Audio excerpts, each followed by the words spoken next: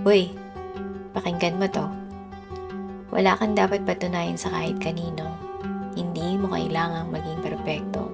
Hindi mo kailangang magpakitang masaya kung hindi ka naman talaga okay.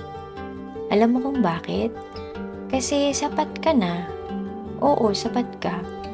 Kahit hindi mo naabot yung standards nila, kahit hindi mo kayang tapatan ang mga highlight reel ng iba, may kwento kang sarili mo. At yung kwento na yon, wala nang kapareho. Minsan kasi, sa sobrang ingay ng mundo, nakakalimutan mong mahalaga ka. Nakakalimutan mong may halaga ka. Kahit hindi mo lagi naririnig. Pero ngayon, pakinggan mo. Hindi mo kailangang magmadali. Hindi mo kailangang ipilit ang hindi pa panahon. Ang mahalaga, gumigising ka, gumagalaw ka, at hindi mo sinusukuan ang sarili mo. Kaya huwag kang matakot mabagal. Huwag kang matakot malate dahil yung takbo mo para sa'yo yan, hindi para sa kanila. Tuloy lang kahit konti, kahit paunti-unti, panalo ka pa rin.